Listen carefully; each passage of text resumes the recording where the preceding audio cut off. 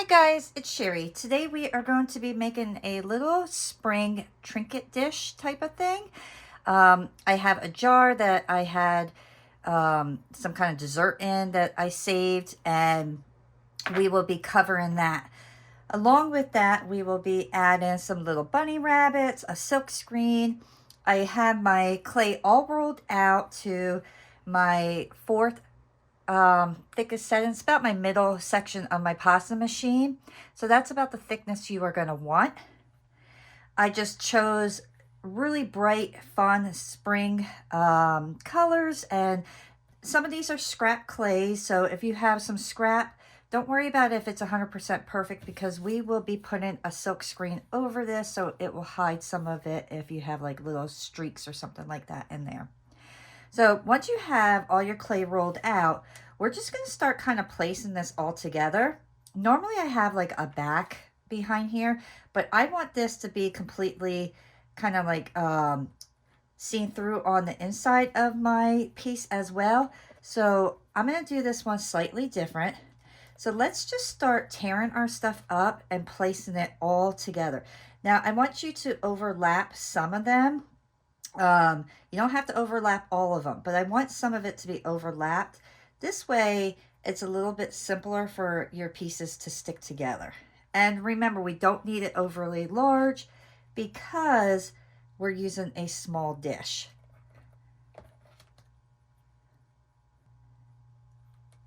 And you can use whatever clay you have for this particular project, because you're not going to be wearing it, so it doesn't have to be a really strong clay. You can use Sculpey 3 if that's what you have.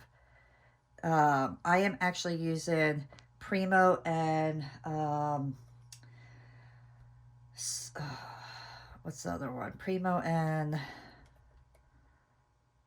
Souffle. Yes, I went blank there for a moment. I don't know why, but Primo and the Souffle, that's what I'm using. So this is my Souffle color.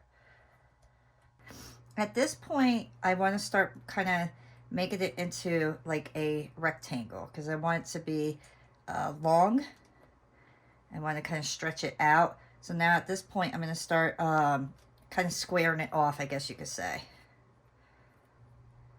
And we definitely will not be using all of this, but I have an idea that I may be able to use this extra stuff for another project. So I'm going to continue building mine up a bit. All right, I'm going to finish up these little pieces here, and then we can be done. Put this one here. All right. Now put all the rest of your scraps off to the side.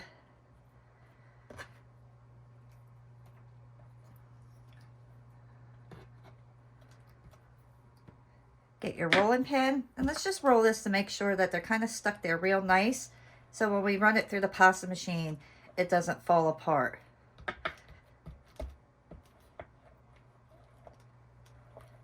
What I am going to do is I am actually going to start this off on my third thickest setting, and I'm going to work my way down to the second, or I'm sorry, to the, let me see, third thickest. So I'm going to go to my 3. Mine goes down, so like 9 is my thinnest. So I'm going to start at the 3 and work my way down to 6. So I'm going to go down 3 levels, because we do not need this to be thick. We want it thin.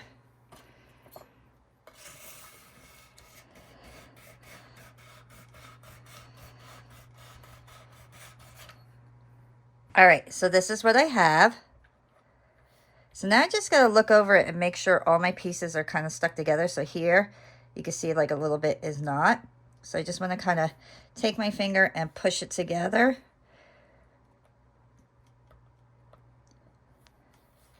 Everything else looks fairly good. And you can see like we're not going to need much of this. So whichever direction we go in. And I only am going to do 1 silk screen, because you can see I'm only going to need partial of it. So I'm thinking, actually, maybe I should do 2 just to have a little extra if I need it. So I'm going to do 2 silk screens.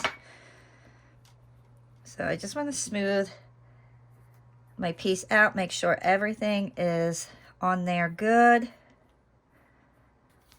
Okay, so everything looks really nice and smooth. I didn't want to continue running it through my pasta machine over and over and over for the simple fact that you got to worry about it overly stretching and the colors kind of blend in too much together, and then it looks mushy and dirty and just not pretty. All right, I don't have my regular squeegee, so we're going to use this.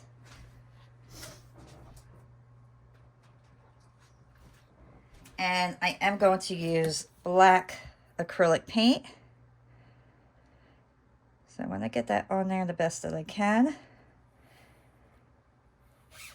And then just go over it and rub your hand across it to make sure that your silk screen is on there real nice.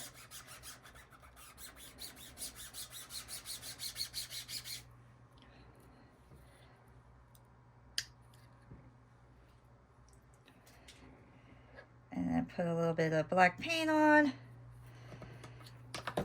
And then just take a squeegee or whatever you have and move your paint right down on it.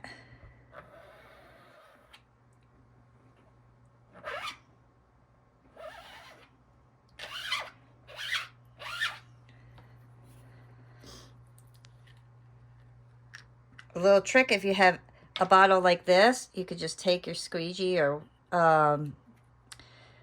tool and just wipe off the extra paint and put it right back into your bottle so there's no waste. Okay, so now what I'm going to do is I am actually going to rinse out my silk screen. I'm going to let it dry for a brief moment, and then I'm going to do the next area right here. Look how beautiful. This is going to be so colorful and fun. All right, let me rinse this out, and then we'll do the next part. So the reason why I tell you to rinse out your silk screen right away is because if you let the paint dry on your silk screen, it will get destroyed. You have these tiny little fibers in here that basically make the silk screen, and if the paint dries on there, it just destroys those little fibers. At least that's to my understanding. Another thing is sometimes so if I did this piece here and then transferred the wet sheet right over, sometimes if it moves, you'll get like a blotchy look and it just won't be as pretty. So it's just best to kind of rinse your piece out and then let it dry for a little bit and then do the next part. It's simpler and safer that way to make sure that you get a beautiful piece. Ooh, that was way too much.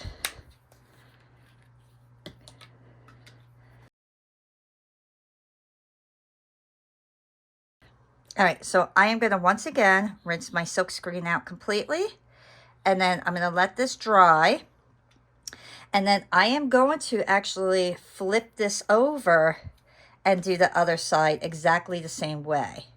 This way I have both of my silk screen showing on the inside and the outside. I absolutely love doing that.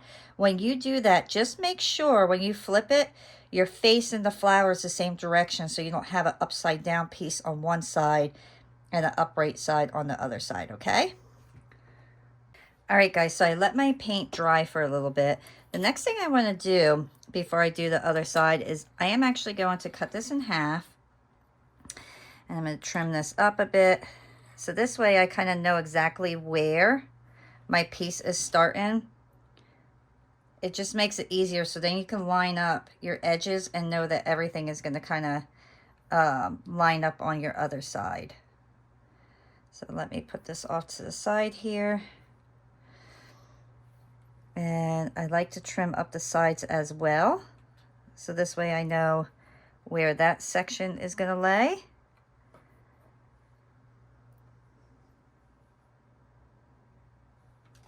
And it doesn't have to be perfect, but it's nice to have it as close as possible.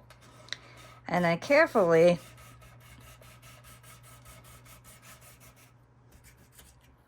lift your piece up.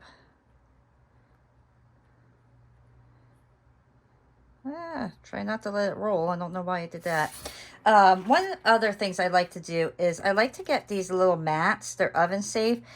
And I like to use those because they're just much easier to pull up after you're done with your piece. So now I know which is my top, which is my bottom by doing this. And I know how to lay my stencil. Oops. I know how to lay my stencil on my piece.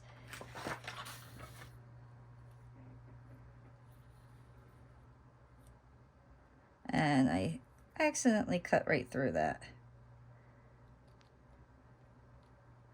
I won't use that section. All right. So I just want to make sure everything's flat. Now, make sure you guarantee that your stuff is dry when you're doing this. So now see, I could just put this right up at the top. Put that right to the edge. And I know that my stuff is going to lay properly.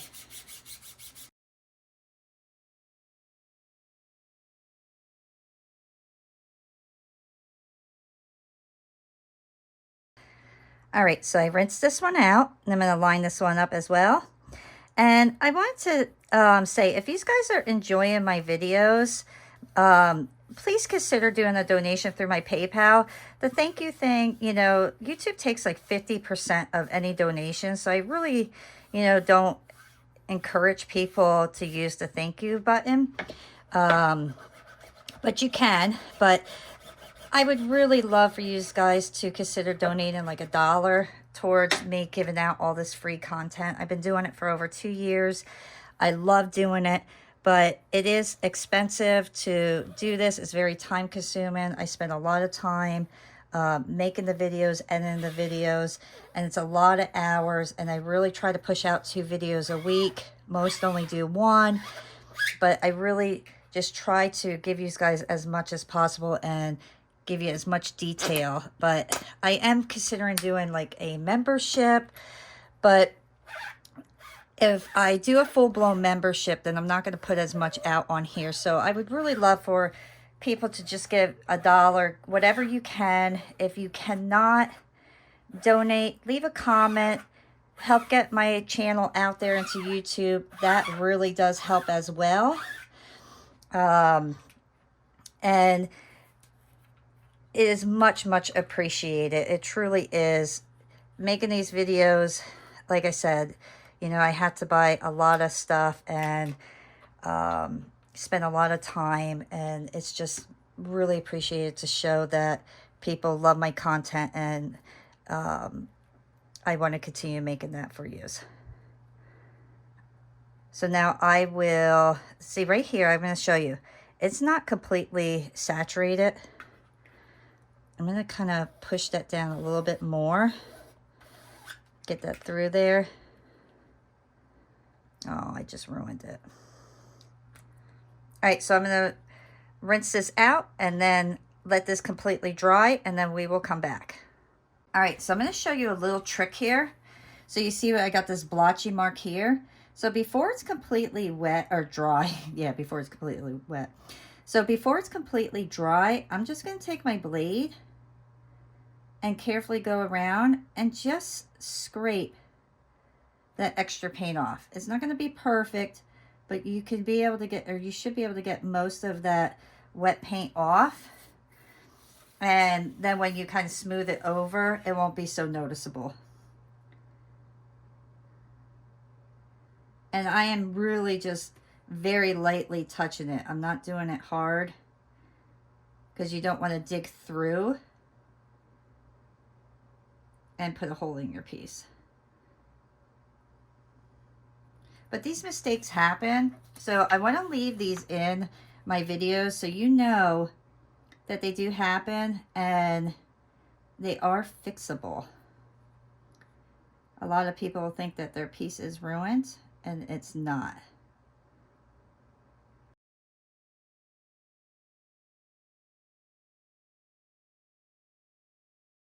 All right, so now let that dry. And like I said, once we smooth it out, you won't see all those little, you know, marks from my blade. It'll be nice and smooth and look like nothing ever happened. I think this side is dry. My testing is, if it looks dry, I like to take the palm of my hand and just lift. Don't mush it, you know, just lay it down and lift it straight up. And if it's dry, you're good. All right. So next thing is, let's clean our jar. This is going to still have to dry. But I always love to wipe my jars before I put anything on. That way I know it's nice and clean. And then I'm going to try to keep my hand in there the whole time. So what I want to do is kind of line this up with my piece and get an idea. I am going to go a little bit over than what I'm expecting to use.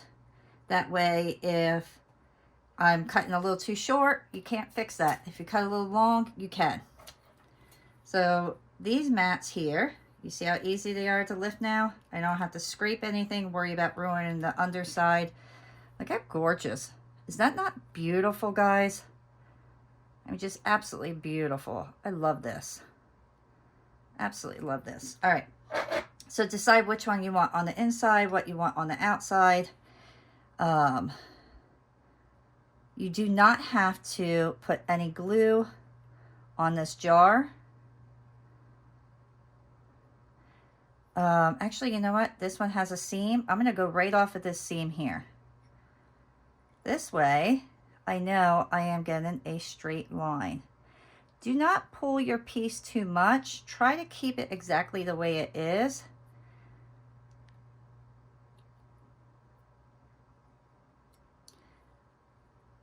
And I want to try to get it as straight as possible. And then you can see I'm just lightly taking my finger. And don't rub, because you will rub that paint off.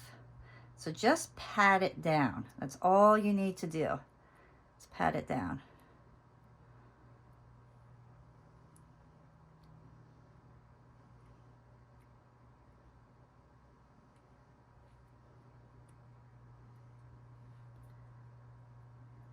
I'm gonna make sure that's straight.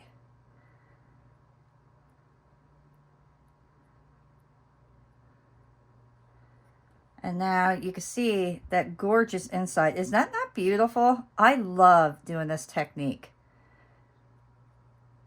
I started doing this probably about a year ago, I would say.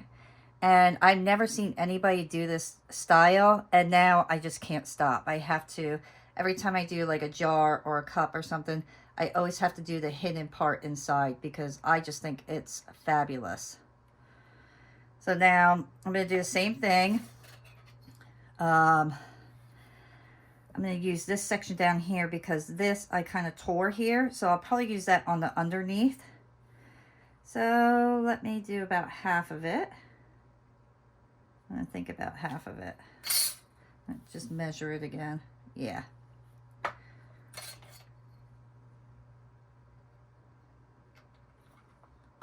This is still a little wet, I believe. So we're just going to go with the underneath here.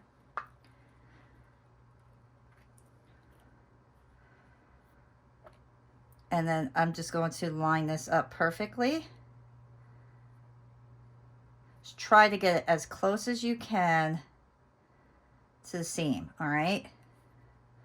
So I'm going to try to...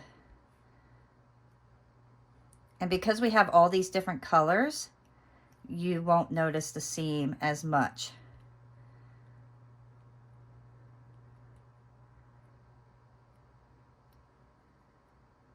And then I just like to really push that and make sure that it's together.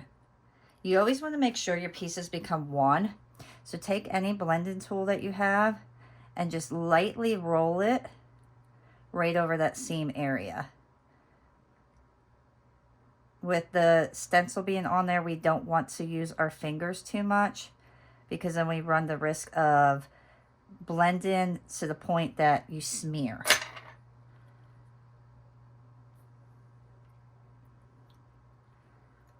And then roll your finger.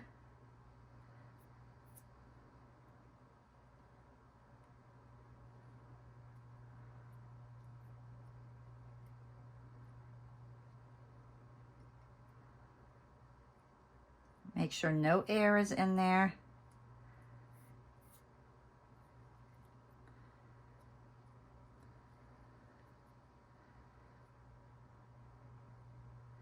I'll try to get that really straight if I can.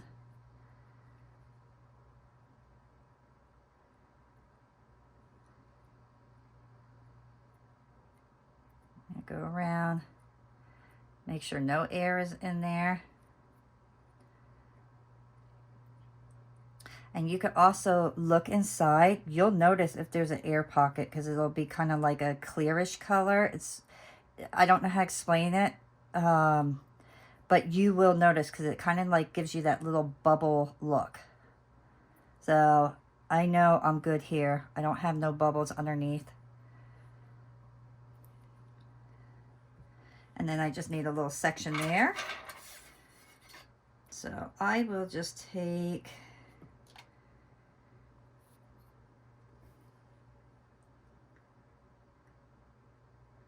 this right here.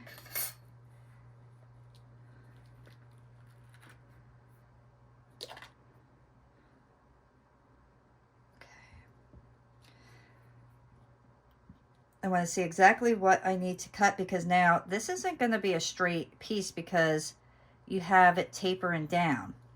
So we need to kind of just match it up. So I like to just kind of take it and see exactly where I need to cut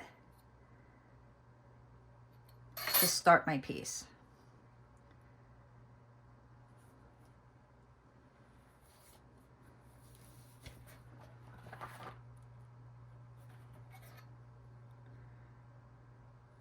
Go straight across, and then I'm going to cut this off because I know I'm not going to need that. So the less I have to kind of maneuver around, the better. So let's do this side because I want the colors to kind of match up better.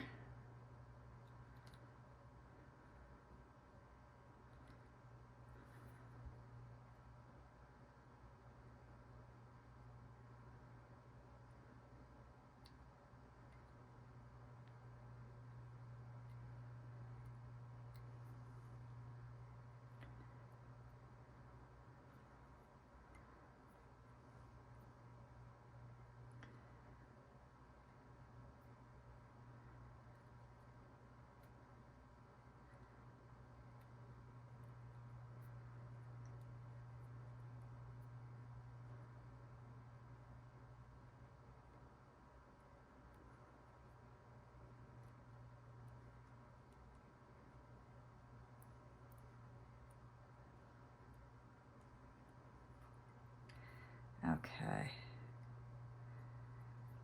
And then let's roll this again with our tool. So we really want to get those seams connected so we don't have to worry about anything falling apart.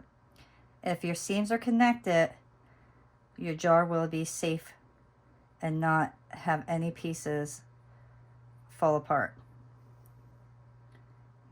So then it becomes one piece.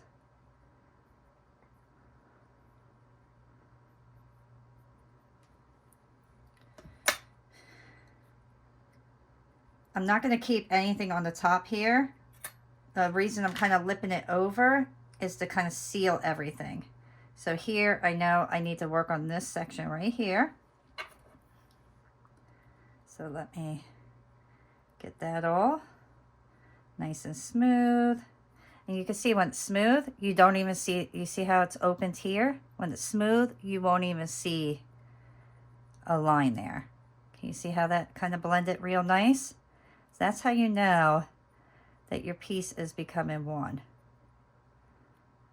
Now I got air underneath here. I can see that air.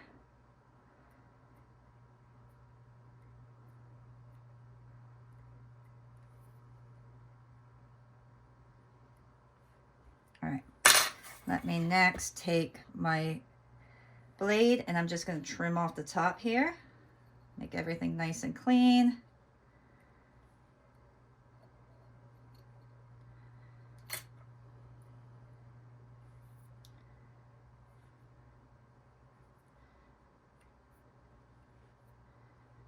And then I like to just make the edge at the top, nice and thin. Kind of roll it up a little bit.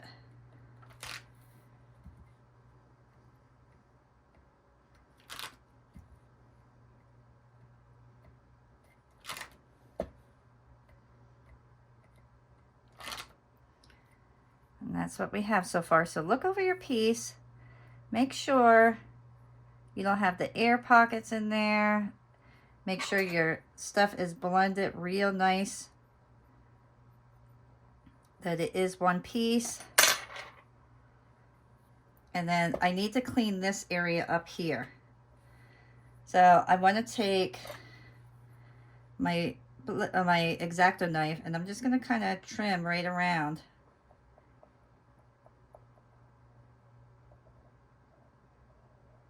Get these big chunks out of here.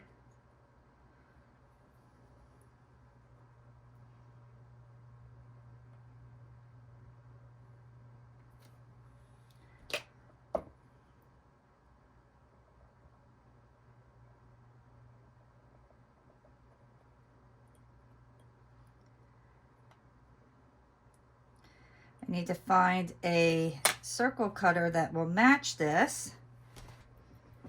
So hopefully that'll just make it. I may not even need that much.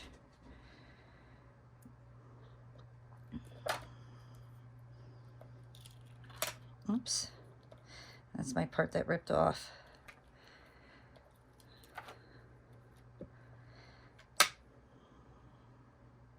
Okay, we're going to go with the smaller one. So what I'm going to do is kind of match this up and then push down. And that'll give me a nice clean cut.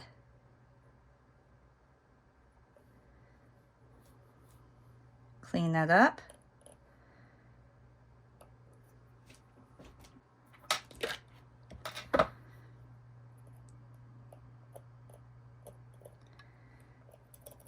And just so we don't have any marks on the bottom, take your towel and just clean it.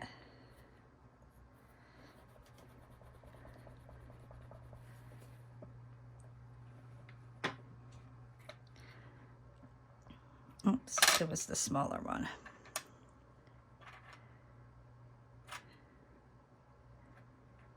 I like this part here.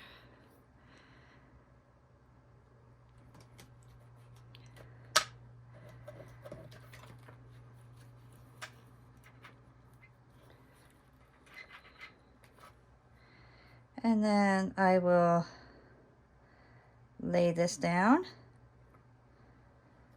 And then I'm going to start pulling this over so everything lines up exactly where I need it.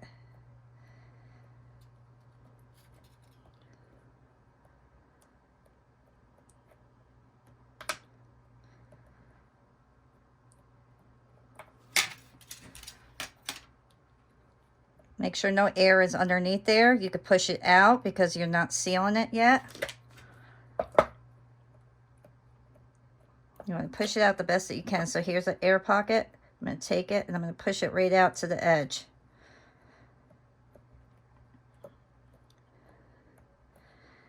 I'm going to take my tool.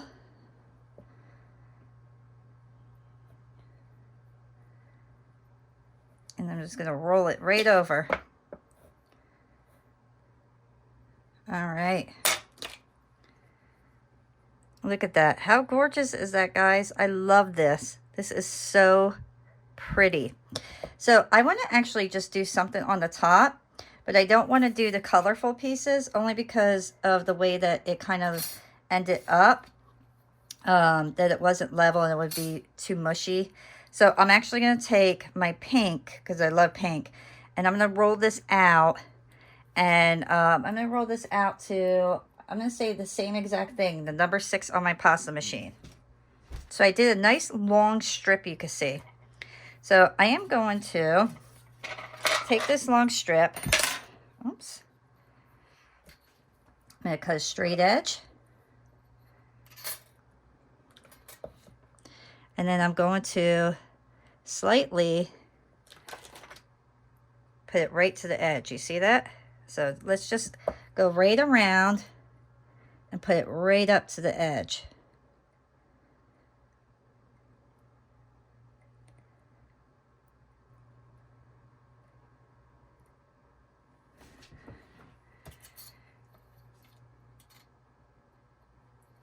Trim it up right at the part that it meets up. So you can see I did that. And now I'm just going to put those together. Take my finger, blend it. And now just roll your finger right down. And then it'll become a really nice lip for your jar.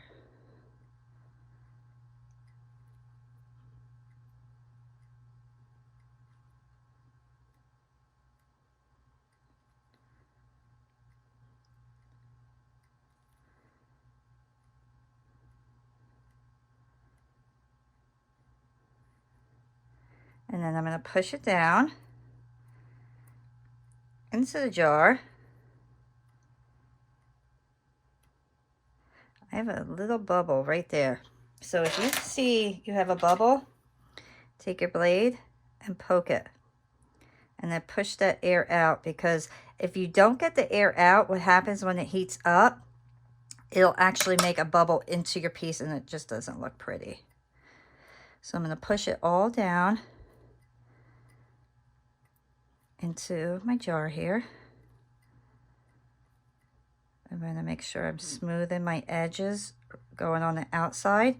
And the reason we're smoothing is because we want to make sure our piece is one piece. So when we trim this up, we're not risking our top coming off.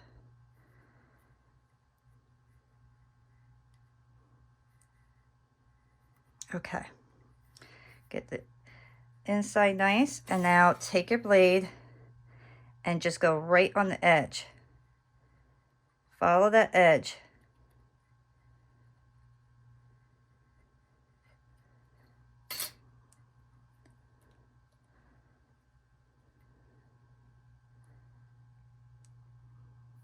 And look how beautiful. Is that not gorgeous? I absolutely love the way this looks.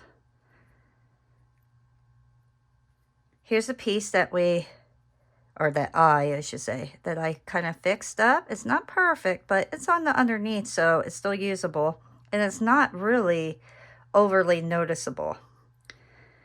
All right. I'm going to let this sit for a few minutes, and then we're going to start working on our little bunny rabbits. All right, so I have my bunny rabbits here. I did end up using a mold. So this is the mold that I used. And all you do is press the clay in, smooth it out, and take it out. I do have another video that will show you how to do that, and I'll try to remember to link that for you guys.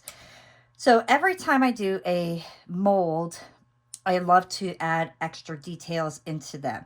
So the first thing that I am going to do is use my mica powder. And I'm going to make them like a bronzy color, because I think that is going to look really cute. So just go over each one. I am going to add a little pink into the ear. Let me grab that, because I almost forgot about that. And I'll actually do the pink first.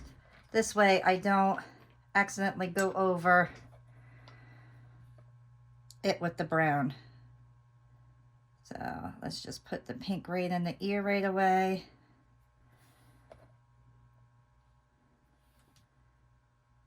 I love making all my pieces really detailed if I can.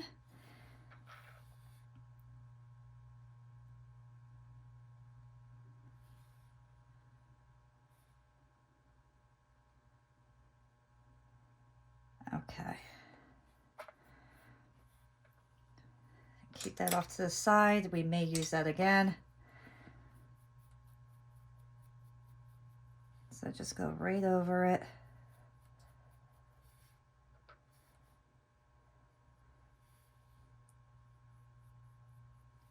I'm not going to worry about doing the underneath of it, because that is not going to show. So just do the areas that will show. And when I have such a bright, colorful piece like this, I don't want my bunny rabbits being like a dark color. I'd rather have them be a pretty light color.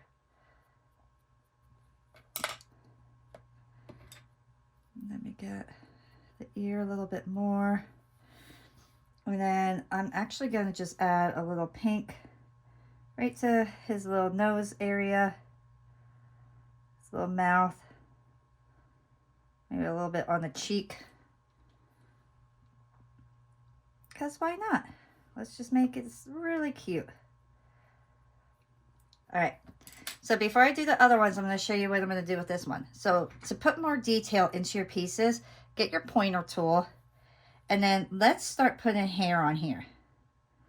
So even though this shows up some of the hair, I love adding extra because now when we do this, you're going to have white specks coming through. And that's just going to give it a little bit extra detail. So let me put him on a tile. It just makes it much easier. All right, so my little bunny's gonna go on a tile and then I can show you better. So I just go in the same direction as if the hair was going naturally. But do you see how that little white is gonna pop through? That's gonna give you a nice textured look. So here you can see it naturally wants to pull over to this side. Let me get that down good. So let's just add a few more and then we'll go in the opposite direction there. Let's get underneath. Can you see the difference there? And the smooth look. If you like the smooth look, I say go for that. I just like personally putting more detail into my pieces, and this to me gives me a little bit more detail than if I just left it the way it was. And then the nice thing is by doing this, you don't have to put paint on afterwards to show the extra detail, because normally I would do like white paint and then that would show through all the little hairlines and then you wipe it off. But by doing this, you have all the white clay that's popping through, so it avoids that extra step.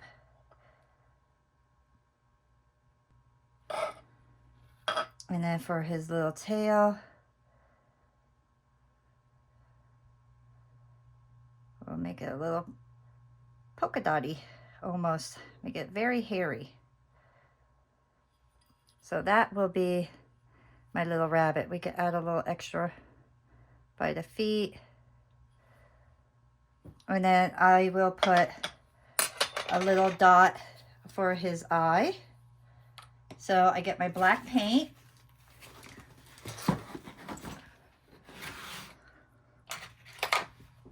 And then I'll get my dot tool. Just put it right into my paint. And make a little eyeball. And look how cute. Is that not adorable? I absolutely love it. Okay. So let me put that one off to the side. Make sure, I'm going to be smart and just put him right on here right away. And work off of that.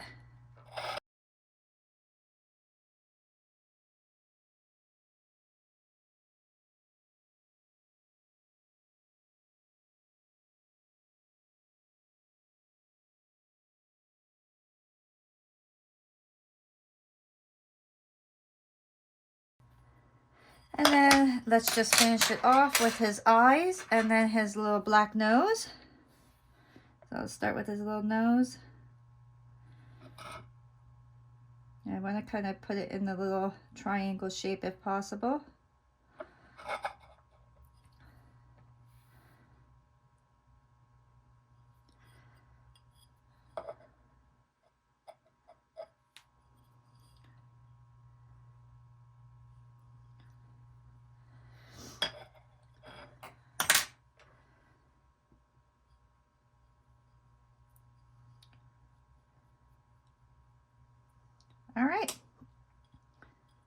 Isn't he adorable? And then last one. And there's his. Look how cute. Is that not adorable? All right, so next we want to get our clay adhesive. I'm going to start with this little guy. I'm going to put a little bit on him.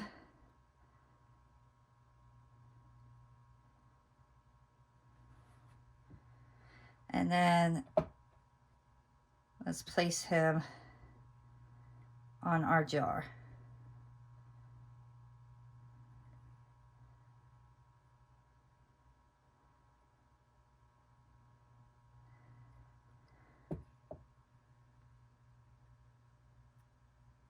I love the idea of having these little bunny rabbits just playing around in the field.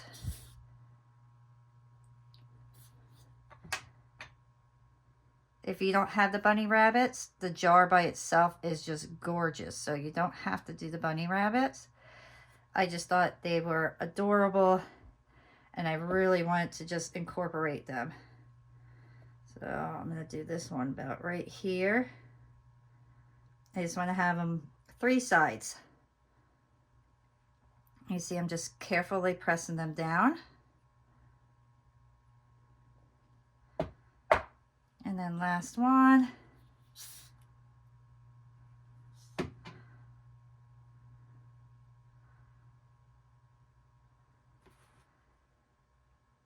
And let me make sure I get him.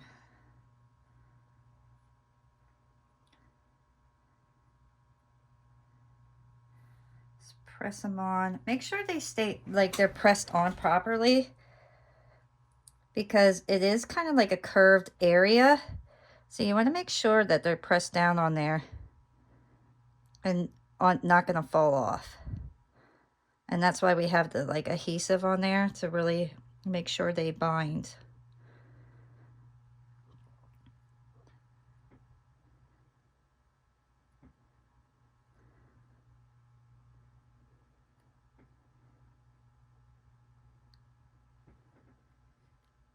You see how that one's popping up? So I am actually going to do this a few times before I even bake them. I want to make sure that they are going to stay exactly where I put them. Because I want to make sure that my pieces are not going to come off.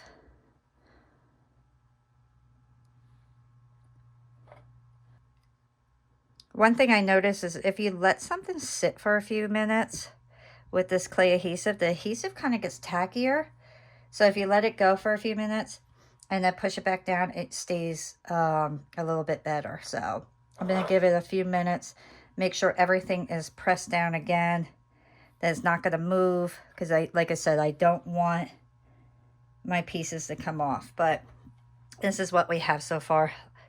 Is this not adorable? How fun is that little, this is going to be my little trinket dish. I think this is a really, really cute piece. I'm super happy with it.